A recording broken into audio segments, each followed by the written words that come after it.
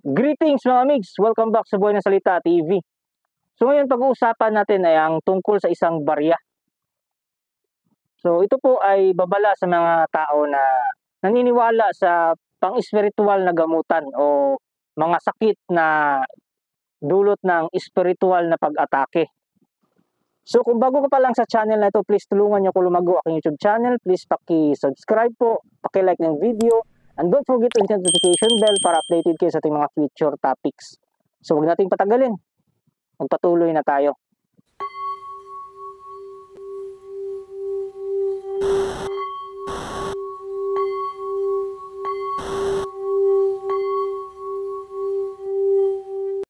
Shoutout nga pala sa ating migs na si Rainy Vlog.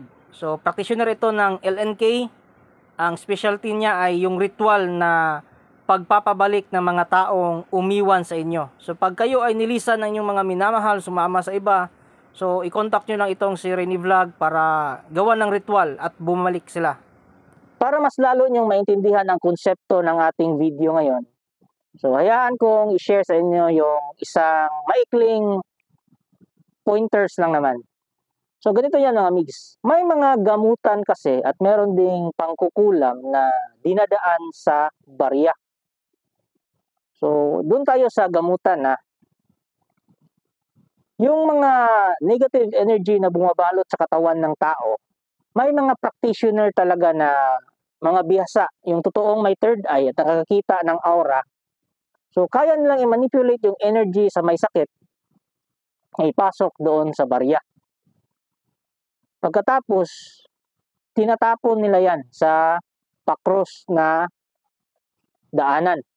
Minsan naman, kahit hindi pakros, tinatapon nila yan sa palengke, sa tapat ng grocery store kasi dapat merong makapulot.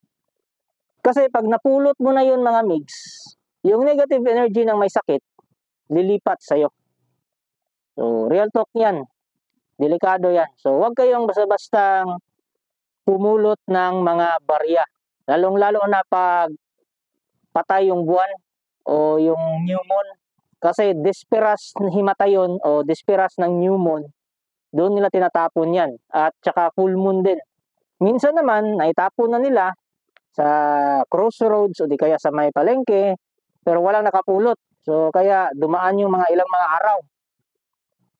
So, ingat pa rin. Except na lang siguro kung papel. Kasi hindi masyadong nag-a-attract ng energy or nakaka-attach yung energy sa papel. So, pag nakita kayo ng 1,000 dyan na bago, pulutin nyo. Kasi hindi naman metal yan eh. Pag metallic talaga, yun yung mas malakas ang kapit na mga energy. Kasi conductor eh. So, kung may mga albularyo dyan na pera-pera lang, tapos hiningaan kayo ng 1,000 para doon ilipat yung sakit, modus yan. Di yan totoo. Usually po, barya. Ngayon, sa makabagong panahon, pinaglilipatan dyan ay yung 20 pesos. Kasi yung 20 pesos, syempre, may mabili ka na doon na pagkain na medyo may karamihan. So, pupulutin talaga ng tao pag nakita nila yon. So, hindi na yon. Kasi dating, noong unang panahon kasi piso. Kasi yung piso, noong unang panahon, mga 80s, 90s, marami ka nang mabibili doon. At saka yung mga albularyo na may kaalaman sa ganyan, mauutak din yan. So, gagamit sila ng mga barya na pag nakita ng isang tao, pupulutin talaga.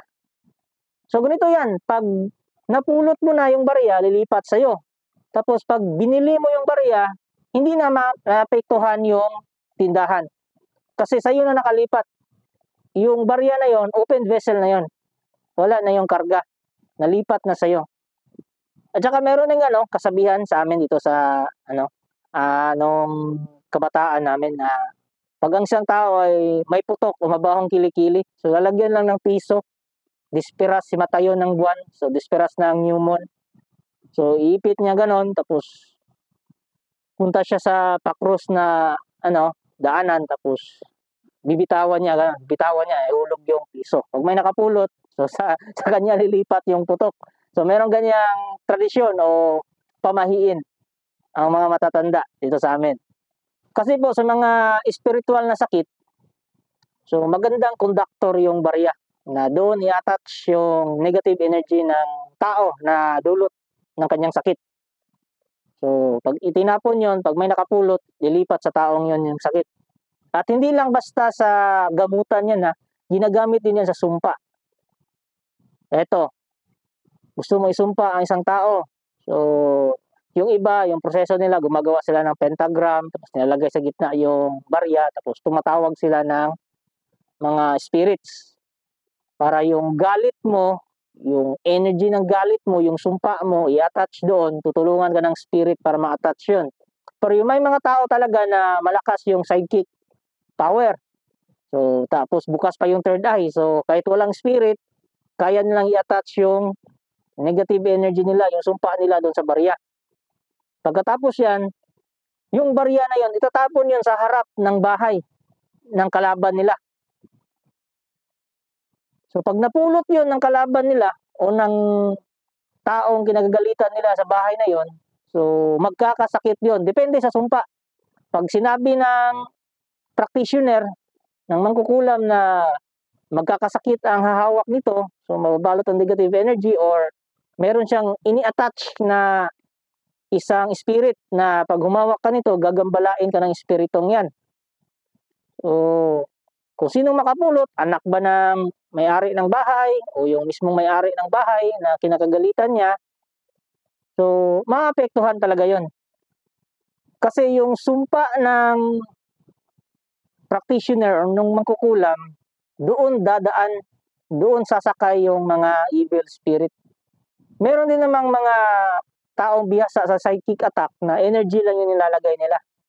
Kumbaga, hindi siya pang matagalan na sumpa.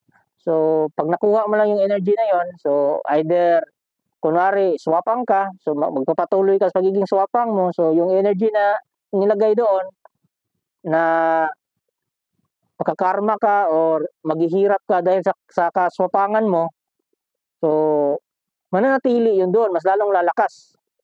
Meron din namang ibang energy na ilalagay niya. Sabihin natin, negative pa rin, galit pa rin. Magkakasakit ka or manghihina yung katawan mo. So, yun yung gagawin ng energy, sisirain yung katawan mo. Sisirain yung takbo ng chakra mo. So, posible yung chakra is may tamang ikot yan. So, either pahintuin niya yung ikot or baliktarin niya yung ikot ng chakra. Depende yan sa paniniwala. Kasi pag Pinoy kasi, more on spirit talaga pag Pinoy. More on conjuring talaga. So, may naka-attach talaga na spirit pag Pinoy na practitioner. Pero pag mga Hindu, mga ibang mga practitioner, yung mga sidekick practitioner, so energy lang yung nilalagay nila. Kaya ako ginawa ang video na ito mga mix para bigyan ng babala ang ating mga viewers dyan na huwag basta-bastang pumulot ng barya. Lalong-lalo na ngayon, crisis ngayon. So pag nakakita ka ng pera, pupulutin mo talaga. So hayain mo na lang. Mas maganda pa rin yung pera na pinaghirapan mo kaysa pinulot mo lang. Kasi hindi natin alam, baka isa sa mga barya na yun ay may nakalakip na sumpa or pagpapalipat ng isang sakit. So mga migs, I hope meron kayong natutunan sa video ito and please, paki-comment lang dyan kung ano yung gusto ng topic sa susunod nating video. So yun lang po, kita-kits sa next topic. Thank you.